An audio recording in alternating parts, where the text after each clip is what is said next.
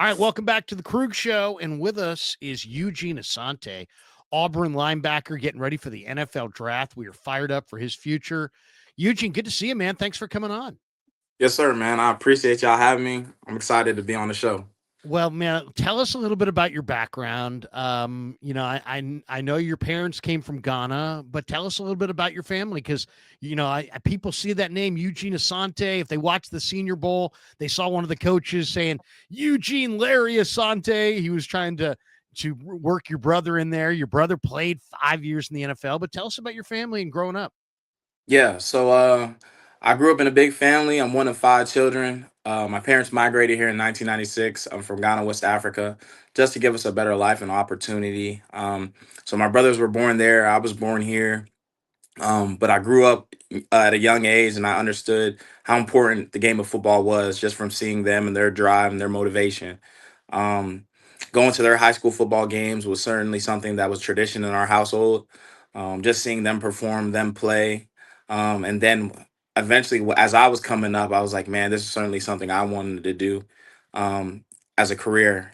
So, brother went to University of Nebraska in Lincoln, and then was able to go to get drafted to the Cleveland Browns in the 2010 draft. And that's where Bubba Ventrone, who mentioned him at the Senior Bowl, Right. played with my brother, and drew that connection there. So that was when he was calling me Larry throughout the whole Senior Bowl process. So it was just great, to have somebody that did it before me, that showed me the ropes and taught me how to be a professional every step of the way. And truthfully and honestly, it changed me at a young age to be able to handle my business as a pro and just to treat myself as a pro in all things I do. And that's in school and that's in football. So, coming up high school, I was a late bloomer in terms of the recruiting process. I was playing running back for my freshman to junior year.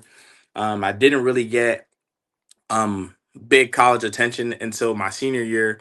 My defensive coordinator John Shields went to my head coach and said, "Hey, let's try Eugene on the defensive side of the ball." And you know that kind of became my niche. I came off the edge week two against a rival team, South County, and I blew up the quarterback. And he was like he literally his leg was literally above his head, like he punted the football, like the clip kind of went viral on Twitter, and then from there, coaches were like, "Man, this guy's a defensive player." So my recruiting process picked up full steam. I was getting recruited by schools like Virginia Tech, North Carolina, Maryland, UCLA, Florida State, different schools like that, and ended up committing to North Carolina and.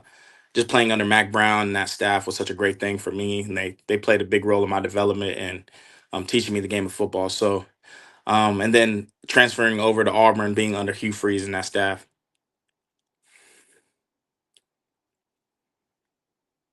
They were really did a nice job, and you loved your time at Auburn. I would imagine I think Larry in some ways is your secret weapon.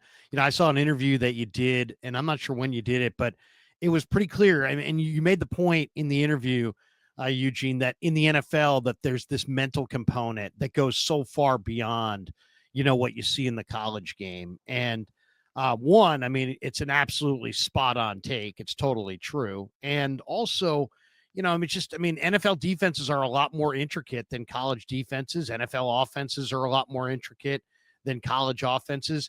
But from having a brother who played in the NFL, that. So, on some level, do you feel like that's your advantage coming in? Because a lot of the guys coming into the league, they're going to find that out, but right now they don't know that. Yeah. I think from a young age, being able to be around my brother, and being able to see how he handled business like a professional, man, it certainly changed my development in terms of me being a football player and then thinking about the game from a strategic standpoint. Like a lot of people talk about, like, you have a brother in the NFL, so you were probably out there grinding 24/7, like working your tail off, just running, lifting, all these different types of things. But some of the stuff that my brother put me through certainly took my game to a different level in terms of like mental components. So he would have like old clips of certain practices and certain game tapes I guess, of guys they played particular for particular weeks. He'll have old CDs, and we'll go over different formations. He'll teach me, what's a pro formation, what's ace, just different understanding different formations, understanding different things in terms of. I remember at a young age, I'm like, what's 2x2, what's 3x1, like I wasn't really familiar. I'm like, what's that, bro? And he's like, 2x2 is when they have two receivers on one side, two receivers on the other side. 3x1 is um three receivers on one side, one receiver on the other side. Unbalanced formations, just like we were going over clips and tapes of different things and stuff. And he was teaching me the game from the mental component. So like anytime I see tendencies within certain schemes and I'll go run it by him, I'm like, hey, bro, I saw this on tape. Like, what do you think? He's like, yeah, this is certainly a tendency that you can use within the game. Like, hey, if you see this, bro, take it, shoot your shot, like be aggressive, like don't hesitate. So all those things are like things we do to try to continue to help improve my game, and certainly things that are going to take me to a different level within the National Football League. you know, the one thing you and I share in common is that we no longer have our fathers with us. My father was big on my career, and just from some of the interviews that you've done that I've seen, it seems like your father was a major factor in your life. Talk to us a little bit about what kind of impact your father made on you, and is he your driving force, to play the game? Yeah, 100%. And first and foremost, you know, having the gift of having a father that was in my life, that was a loving father, a loving husband. I tell people all the time, it was one of the greatest blessings I ever received in my life. Truly, just having a father that was there to nurture and love his son, and sometimes that love is tough love, and just being able to say like, hey son, you got to do it this way. And it was just having a great thing to have my father around in terms of my development and teach me how to be a man, and all the things that he taught me as a kid um do hold true to this day, and just not quitting and just being able to treat everybody with respect. And I hear his voice so much now in death, just um as a driving force for me to be like, hey man, like Eugene, you got to stay on your P's and Q's. This is what your dad would have wanted, so just trying to do right by my father and everything, so he's certainly my motivation every single time I take the field. My father, me and my dad have a special connection because he was on dialysis, so he had diabetes and kidney failure. So Monday, Wednesday, Friday, his schedule was to go to dialysis at 5 a.m. and I would drive him to his dialysis, and he would be waking me up, be like, "Hey, Gene, it's time to go to dialysis and stuff." So um, every morning he would be waking me up, and I'd wake up out of bed and just be get ready to take him to his dialysis. And he would wake up every single day fighting for his life. If he didn't go to his dialysis, he wouldn't be able to live and properly and um live his life. So every day he woke up, he was fighting for his life. So who am I to say I can't wake up with a positive attitude every single day to chase something that is my dream? I say football is my dream. So why don't I wake up every single day with a positive attitude and chase my dream of playing football? So certainly that's my driving force. I'm gonna continue to try to um, honor my father's legacy in everything I do, and just be the best me possible. Yeah, no, it's so cool, man. And it's funny. I'm 55. You're a young man, and it's like when I was your age, I didn't have tons of goals, but one of the goals I had was I wanted to be a father. And I've read some interview that you did, and you said, "Hey, man, one of my life goals is that I want to be a father." Yeah, That right there is probably a testament to the job your dad did sir. with you, and Um, that to me that's very cool because that's all I knew. I mean, I got into scouting, I got into broadcasting. I've had an enjoyable career, but it's like nothing's more important to me than my daughter and my three sons. And it's like, it's family's everything. So yes, it's sir. very, very, very cool to hear. Um, Now let me give you my scouting report on Eugene Asante. You tell me if I got you down, okay? Um, Yes, sir. Let's go. you run sideline to sideline. I mean, you're a sideline to sideline player. your change of direction is off the charts. I mean, I to me that's the best part of your game. The underrated part of the game is you can go get the quarterback, man. You can rush the passer. You're a complete player. Um, the effort that you bring to the whole thing is the deal. I mean, that's when I think of you. I think of the effort, man. I love the effort. It's like so central to you as a player. I love the motor. I love you can tell you get your guys up and ready. I love the effort. You look like you love to play the game, but you also look like you like to hit. And those are my favorite kinds of players. Do I have I could I though if there's one thing I would say I would love to see you work on a little bit, probably a little bit of pass coverage, but even that, I think you're pretty, the speed and the instincts are really good. Where am I? Am I, do I give me your scouting report on you? Yeah. I think a lot of the things that you touched upon are who I am, and certainly things I would use to characterize myself as a player. Um, and then you talk about that pass coverage piece. That was certainly something for me that I'm like, man, I got to hone in on. Just being able to lock down these tight ends and these running backs out the backfield. In the NFL nowadays, second down is becoming more like third down. And these offensive coordinators are getting more exotic in terms of um, different formations, different things they're trying to do to neutralize the defense and isolate these linebackers on running backs. And, you got running backs like Jameer Gibbs, who he's a 4-3 guy, isolated on linebackers. So, for me, I've been working my tail off and within this training process, just continue to hone in on my coverage, and just continue to show people I can do that. I feel comfortable in coverage. I went to North Carolina, and I was doing a lot of cover stuff over there against Josh Downs, who's a great receiver for the Indianapolis Colts. So I always tell people, man, I was chasing him around practice like every single day, like, so just to continue to try to hone in on those coverage pieces. The coverage piece is important to me. But I think the number one thing I do bring to a team is effort. You can't coach that. That's that want to. That's that. That's your integrity as a man. That's what you stand for. And that's what I'll continue to tell the coaches. My number one attribute is, I'm a player that you're never gonna have to require, never gonna have to demand effort out of me. I can play sideline to sideline. I'm physical, and truthfully and honestly, I feel that in terms of getting in the quarterback, I'm the best off the ball rusher in this draft class. So those are all things that make me, and I'm continuing to trying to hone in on those things. Hey man, I saw your game. When I first saw you for the first time play was against Cal, and man, you had 12 tackles, and man, you're all over the quarterback. I think you had the key sack that sealed the victory. What was that night like? I think it was 23, maybe 23 season against Cal early in Yes, the sir. year. Yes, sir. Well, remember Yeah. that night?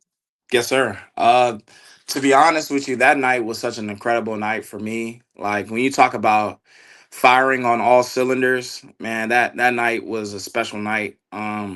Just being able to go out there and play the way I did, and Coach Ron Roberts calling the defense the way he did that night, kind of, helped me, just break onto the scene as a player. That was my first career game starting at Auburn.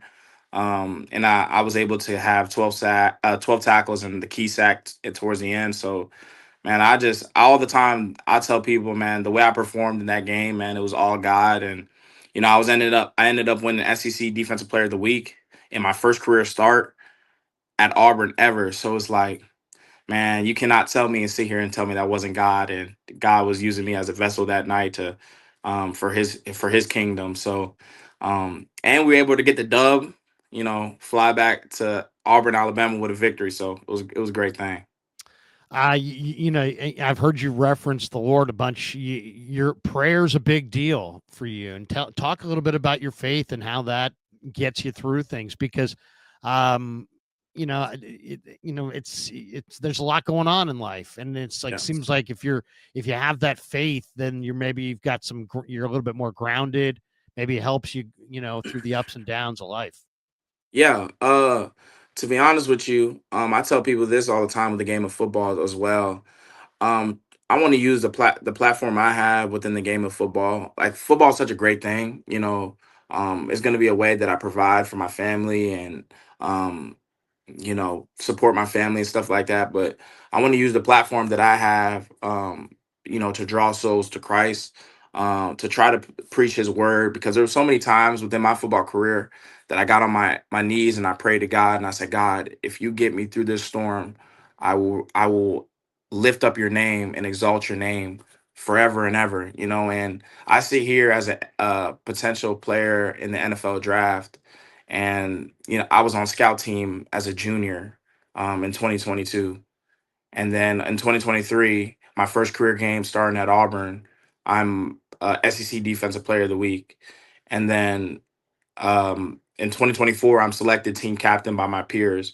So it's just like all these things within my career.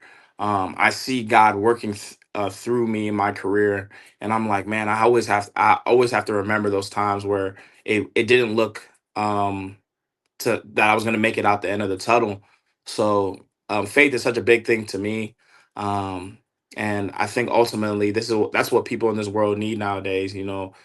Just to have something to look towards, a foundation to go to lean on within this chaotic world. There's so many things. There's so many things within this world that can steer your focus away from um, God's kingdom and His mission for your life. So I think that's ultimately what people need more in this world, and I'm continuing to try to emphasize that to any kid that talks to me, to anybody that is trying to understand me through this process. That's who I am, and that's my upbringing. So I'm gonna continue to try to emphasize God within everything. No, it's awesome to hear, man. I mean, it just shows the strength that we see on the field, man. And you can hear it in your voice and your faith and your focus, your determination to reach your goals. Hey, let's talk about some of your guys in at Auburn. Some of these guys I really like in this draft. Tell me a little bit about Rivaldo Fairweather. I mean, that guy is to me, a very sleeper tight end, long arms. I know he's pretty raw, but what do you think of Fairweather as a player? I think Rivaldo is a special player. Me and Rivaldo had our battles within practice. Rivaldo certainly it's a great tight end. He can do everything as a tight end. You can split him out and any route, whether it's a dig, whether it's a corner, whether it's stretching the field vertically. He has all those abilities. Just being able to be so crafty within the route game. That's what really separates Rivaldo within this draft class, and that's why I think he's certainly one of those sleepers within this tight end class.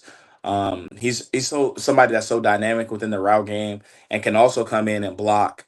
Being a player that can block on the perimeter, being a player that's good enough to get the ball and run after the catch and put his foot on the ground and get vertical. And truthfully, honestly, I think he's a sleeper, but he's going to do so many great things within this league. A team's going to see that and certainly take a chance on him.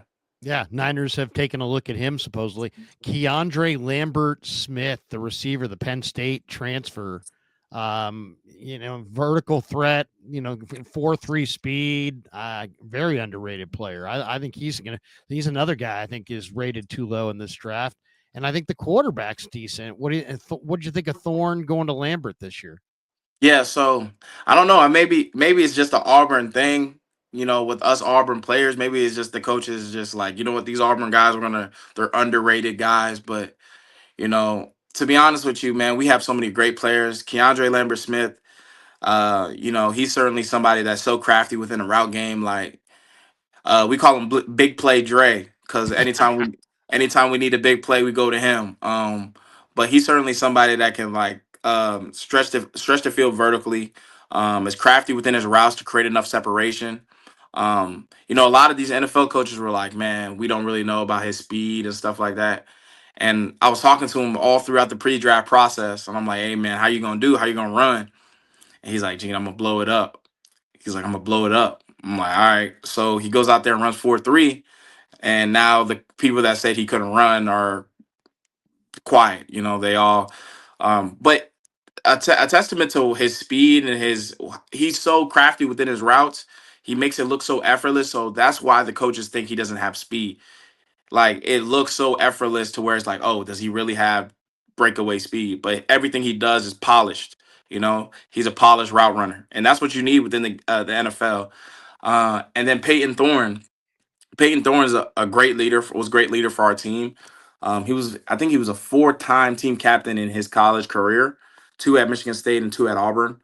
So Peyton's certainly somebody that can rally the troops. He really cares about the game of football, being a coach's son. And then I think believe his granddad was a coach as well. So his dad coached at the collegiate level. Actually, I believe coached in the game against Peyton at Michigan State. So Peyton's a guy that does it the right way, man. He truly cares about football. And just seeing him throw at that pro day was such a special thing. He was throwing the deep ball well, throwing the comeback well, throwing, all the dig route. Everything was with precision and just on point. So, man, I'm excited to see those two within this process. Yeah, Thorne, and he's fast. He's Yeah. fast. I Oh, mean, we call him Vanilla Vic. We call him, yeah, Peyton Thorne.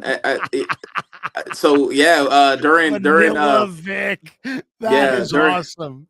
yes sir during fall camp, I had a mic'd up. So during fall camp, I had a mic'd up practice, and everybody knew I had the hot mic on and stuff like Right. that. So I was narrating practice, when I wasn't in there, and Peyton Thorne drops back and takes a QB draw, I believe 60 against our defense, and defensive coordinator DJ Durkin's livid, like, oh, we can't give that up, blah blah blah. He's livid, right? And I'm just sitting there, I'm like, man, Vanilla Vic, 60 yards to the crib ski. So Peyton He- Thorne, man, Vanilla Vic. oh, that is awesome. You mentioned DJ Durkin, really underrated coach, man. I think you got to be pretty fortunate, consider yourself pretty fortunate to have played for Durkin. He's one of the better coaches in college football. Yeah. Oh, Coach Durkin does it the right way, man, in terms of just getting us prepared every single week, just to go out there and to being intentional about our work. Just being around Coach Durkin helped me in terms of being more intentional as a player. He's so detail oriented in the way he carries himself. Oftentimes I'll just sit there and study him and how he approaches everything, and it's just like he finds a mental note within every component of the game, whether it's Coach Freeze giving a talk to us about football, and he's just out there, he jots everything down, just being able to make notes of the little things, and then being able to you know relay that message to our defense. We want to be a defense where we're able to execute the game plan, able to have no mental mistakes when we go out there, and just to being able to communicate effectively to our teammates. So he helped that in 2024. That I saw that progression within our defense. So I'm so excited to see how it is in 2025 with this new team defense that Auburn has, and just to see them come into their own. You had a great year this year. I mean, what'd you think of what was your best game? I mean, I'm an A&M fan. I saw you in the A&M game, and I thought you were phenomenal in that game. But the Missouri game, I think you got Brady Cook a couple times, didn't you? Yes, sir. What was your what do you think so far? Let's say over the last year or two has been your best game. Yeah. So I think overall my Cal game 2023 was my best game. Yeah, I was able to fly around sideline to sideline and make plays within that game. Um, I think Mississippi State 2023 was a great game for me. Um, just going against them at Jordan Hare Stadium, and just being able to fly around and penetrate with my blitzes, being on point with all my blitzes, and just getting to the quarterback in that game. So I think that was one of my better games as well. 2024, I would say that Missouri game was one of my better games as well. Had two sacks in that game. Caused a lot of disruption as a pass rusher that game. Um, and then if I had to give you one more yeah. game I'll from say this. I'll 2020, tell you what I loved. I loved how hard you were playing at the end of the Senior Bowl. I mean, guys were shutting it down in the last 5 minutes, and you weren't. You were still playing. I thought that was cool. yeah, Um, yeah, it seems like that's kind of your attitude, huh? If you're out there, you're playing for keeps and you're playing full bore. yeah. First and foremost, I was appreciative to get an invite to the Senior Bowl from Coach Jim Nagy and that staff. Yeah. And then I was out there amongst the team, different guys within the SEC, different conferences all over college football, the best of the best. They talk about it all the time in Mobile. So like, man, I'm out there. I'm so excited to just try to prove myself, and just compete against my peers and just like establish who I am as a player. And then on top of that, I'm like, man, I built relationships, bonds with these guys. I'm like, man, we got to go win this game. Sure. You know, so That's what it's all about. I took that thing so serious. I took it like every practice was a game to me. I wanted to go out there and execute. And Coach Mike T and the different teams and stuff are on the side watching, but we had Coach Mike T on our sideline, and he like, man, y'all got to bring the energy, y'all got to bring the juice. So I'm like, man, let's go do it. Let's go have fun doing it. So it was great. The first 2 days were physical, man. We were Was it? physical. Yeah, super physical. And then that third day, they kind of tapered off. They wanted us to be fresh for the game. So, Let's take a walk down Twitter lane here for you. I'm gonna ooh, what do we got going here? Maybe so I'll kill the volume so we can play it without. Let's see. Wait, hold on a second. yeah, Oh, there it is. There we go. This is quite the outfit, man. Now that's a look. yeah, yes, sir. So That's awesome.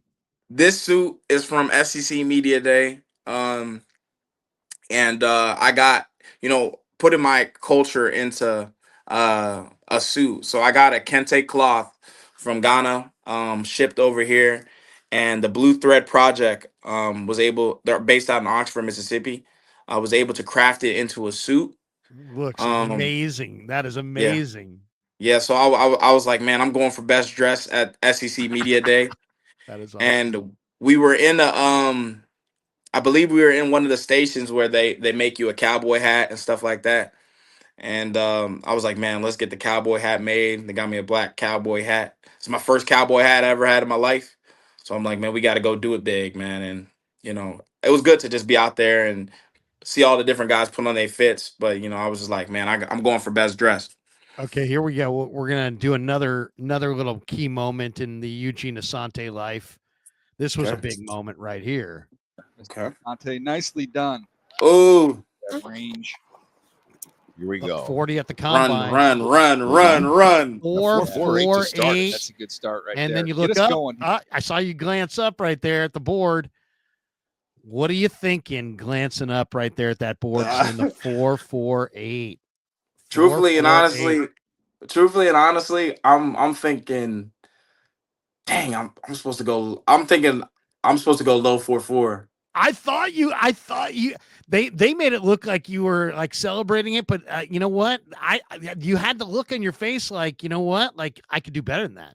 Yeah, I clapped my hands. I was kind of upset that it was 4.48, which is a good time, but truthfully for me, that to my standard and what I know what I can do, I believe I should have been in that low 4.4 range. And yeah, I was upset in that moment. But you had to I ain't be gonna yeah, lie. I mean, once you broke the 4.5, I mean, if you're a sub 4.5 linebacker, that's flying. That Yes, is sir. absolutely flying. So I think you got to be pretty happy with that, right? I mean, Yes, sir. yeah, 100%. Yeah. yeah. One more I got to show you. I got to share the screen on this one. First I guess we'll stop that. Here we go. Then we'll share the screen on this one. This looks like a big day as well for you. Um, what do we got here? This looks like you're getting an award on the field for being the leading tackler for Auburn. Yes, sir. From the previous season. This year's winner is linebacker Eugene Asante. Yep. How cool is this moment for you?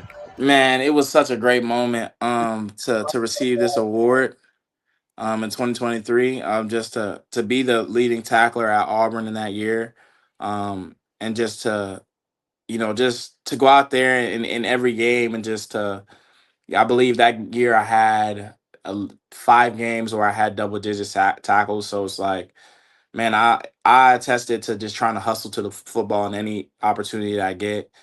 Just trying to fly around the football field. If a guy misses a tackle, just know I'm on cleanup duty. I got your back and everything. With on the field. So it's like, man, I was so proud to be able to have that. It's in my house in Virginia. We got it hung up. So just to receive that was a blessing. Couple more minutes with Eugene Asante. Awesome to have him here. Niners. Let's talk about the Niners. All our audience here is they're big Niner fans, and they would love to see you replace Dre Greenlaw, or at least attempt to. What do you think? You met with the 49ers. What kind of interest did they show? What kind of fit do you think that would be playing next to Fred Warner? Yeah, first and foremost, it would be an honor to play with Fred Warner. Certainly somebody that is the best linebacker in the National Football League currently. He's certainly somebody that's super cerebral. Watching his tape, he's able to diagnose things before the plays happen. He's able to fly around, make plays, and what really makes me love his tape, he's somebody that's so ball hungry in everything he does. He's like, man, he's so intentional about trying to get the ball out, as a linebacker, like those are the plays that change the game, just being able to punch the ball out, being able to, rake at it any chance you got. So Fred Warner has mastered that. And just for me to be playing alongside him, playing in the same unit as him, just the amount of knowledge and wisdom that I would seek out of just being around him would be like a great opportunity for me as a young linebacker to receive. But I've always loved watching his tape. I love watching him when he was with Greenlaw. Um, so it would be an honor to be with the 49ers. My communication with them has been, I've talked to them a lot throughout this process, just trying to build a relationship, trying to understand me as a person, as a player, what drives me, and what makes me who I am. So certainly it would be a blessing to be in San Francisco doing it. Man, I don't know if you ever had a chance to talk to Johnny Holland, but what a great coach Johnny Holland is. Yes, sir. Fantastic coach. Yes, sir. Um, one other thing I was going to ask you about is just, as far as the speed that you play the game at, it's like you're flying around. Um, Not everybody loves the game, and I know what I was going to ask you about is that you played in this era where the NIL was going on. This is the Hmm. NIL era, and Hmm. you're a leader on this team, and you're a leader on the defense. And I'm just kind of wondering, I don't know if people who are watching college football understand the differences in what they're seeing, but basically in this era, guys can just jump ship anytime they want. I mean, anytime Yeah. it's like when it's time to go for them, it's time to go. And as a team leader, as a linebacker, how hard is it to keep a team together and united and focused? And you're one of the leaders on the team. And I'm just kind of wondering how difficult that is in this era. It's hard. It's extremely hard in terms of trying to keep a team together. Um, NIL is a blessing to a lot of people. It's been a blessing to the student athletes, but it's also been the biggest distraction within college athletics. Um, and it's in a world of instant gratification. It's added a lot more instant gratification. Truthfully and honestly, even with myself, after the 2023 season, I was brought in, had different opportunities to transfer to different schools for more money than Auburn would have gave me. But truthfully and honestly, you know, I'm a person that's very intentional, and about relationships and about opportunities and people believing in me. I don't believe you can put a price on a person's belief in you. So when other schools come in and they offer, you know, X amount of dollars, it may be enticing to you. It's hard to tell a young 18-year-old, 19-year-old kid to stay steadfast and to stay within that moment and to understand the relationships that he's built with certain people at this school and stuff like that. But for me, it was a no-brainer. I turned down the money to stay at Auburn, to do have another season with the people that believed in me. And ultimately, I always think to myself, would a kid in my position have ever uh made that decision? So it's a lot of things in terms of this NIL. And truthfully and honestly, like, I think there has to be some regulations and some sanctions that come down in terms of trying to you know get it all constructed the right way. It's hard to build your identity, when a lot of kids are like, man, nah, I'm gonna just go here, man. They're giving me this amount of money. I'm going here because they're giving me this amount of money. But Right. ultimately, it's about more about college football needs to bring back the pageantry of just playing for the love of the university. I loved Auburn. That's why I didn't want to leave Auburn. I love the people that believed in me. I love Coach Freeze. I loved his staff. I love, Coach DJ Durkin, and just those relationships are worth more than a dollar amount to me. So um I think ultimately kids need to go back to playing for the love of the school. I was a little bit of pre NIL. I'm a 6 year guy, so I got a little bit of pre NIL experience. And man, I used to love playing, going out there and just playing in that Carolina blue. At that point in time, you're just living off of scholarship checks and stuff like that. So it's just, we have to bring the love back in terms of college football, and that's certainly what's going to propel the players to play better on Saturdays and make the game more competitive than ever. One year I got a chance to go to the Iron Bowl, and I was in Birmingham for about a week before that game. This is when it was played in Birmingham. And it was just amazing to me how much focus and scrutiny there was inside the state of Alabama for the Iron Bowl. I mean, it is the Super Bowl on steroids. It's everything. It's just like pick a side. Everybody's got a side.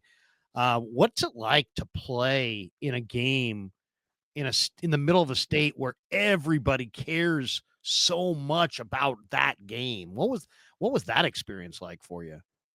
It's like no other, truthfully and honestly. It's like no other. Just being able to experience playing in the Iron Bowl, the lead up, the whole build up that week, understanding that you're going against the other side. Um, we're not very fond of them, and they're not very fond of us. And No. to go out there and to play for the pride of our school, we emphasize. I feel like the pride of playing for the pride of the school is emphasized so much that week.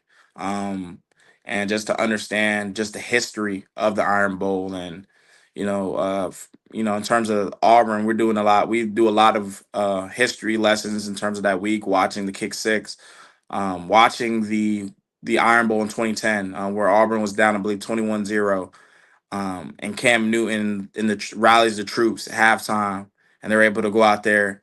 And people don't know if they weren't able to rally the troops in that second half of the game, they don't go on that national championship run, losing that game in Tuscaloosa. So a lot of it that week is talked about. A lot of the history of the games talked about that week.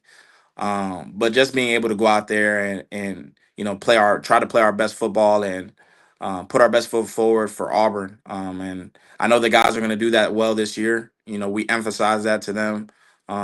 It's unacceptable to lose to those guys. So the standard has to be set, and I'm excited to see how the Iron Bowl plays out this year. Last one for you, man. We appreciate your time and wish you nothing but awesome success in your career ahead. Um, I saw an interview you were doing, and they asked you, man, if you could play with one linebacker, either past or present, who would you go with? And man, I'm watching this, and I thought this guy would have been like probably too old for you, but you went with Patrick Willis. Patrick Willis, Sure. and Niner fans, of course, love Patrick Willis. He's one of the most popular Niners in the last 25 years for sure. What a class act he is. Um, how did you come up with Patrick Willis? To me, you must have been a young boy, a young Yeah. Eugene Asante watching Patrick Willis. Yeah, I was a pup. I'm not gonna lie Yeah. to you.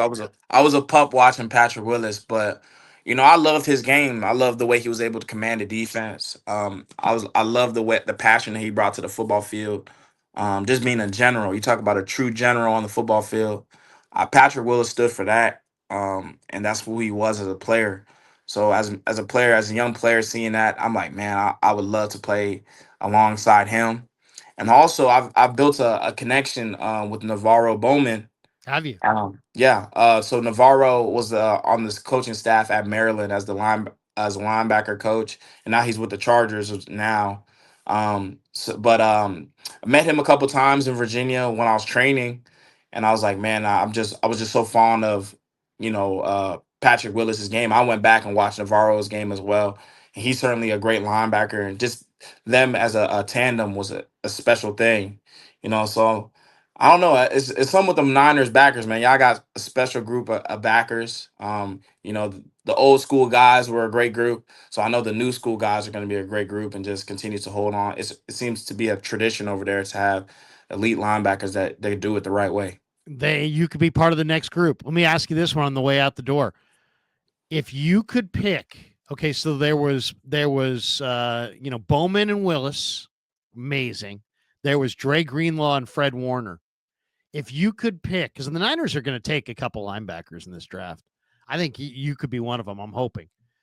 If you could pick one other linebacker in this class to play in San Francisco with, to be the next Bowman Willis, who is there a linebacker that you've met in this draft process? You're like, man, that guy and me could be amazing together. That's a great question. I love this question, especially on the way out. That's a great question. Um, so for me, you know, throughout this whole process, I built connections with a lot of guys and you know, seeing how they work, seeing their work habits, seeing how much they love the game. Also hearing their stories, you know, a lot of guys, you know, that, you know, at the Senior Bowl combine process. For me, a backer that I would love to play with as well, man, is Demetrius Knight out of South Carolina. Demetrius Beast. Knight, yeah, he's an animal in terms of how he is as a leader, being able to command the defense, how much he loves ball. Just hearing his story, hearing all the adversity he had to go through within his college career, being a 6-year guy, you know, he's certainly somebody that does it the right way. He's a true leader for that South Carolina team.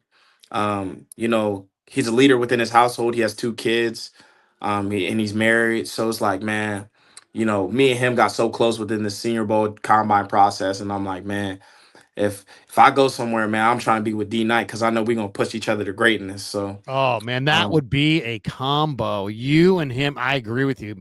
Demetrius Knight. I didn't realize he's related on some level to Gladys Knight from Gladys Knight and the Pips. oh wow, But Demetrius, what a player! Sure. He had what a career he had at South Carolina.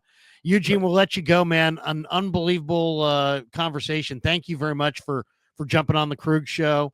Where are you going to be for draft day? You going to Green Bay, or you gonna hang out in Virginia somewhere and with family? What's the draft night plan? Yeah, so I think I'll be in Virginia with family. Just being able to have a party to where all the people that paved, you know, helped me pave the way in terms of my career, I can celebrate them, as well as them celebrate me. Man, I feel like you know, it's so much that goes into just nurturing and you know, carrying me this way. There's so many people that played intricate roles within my success, and I want them to all be there and experience that moment with me. That is cool. I mean, you're talking like high school coaches and teachers and friends and that kind of thing. Yeah, high school coaches, teachers, friends, you know, just everybody that you know I felt like has pushed me along this journey. My family as well, just being everybody being there. Hey, man, good luck to you. Wish you nothing but success in your NFL career. Thanks again for coming on. Yes, sir. Thank you so much. Eugene Asante. We got more straight ahead. It's the Krug Show.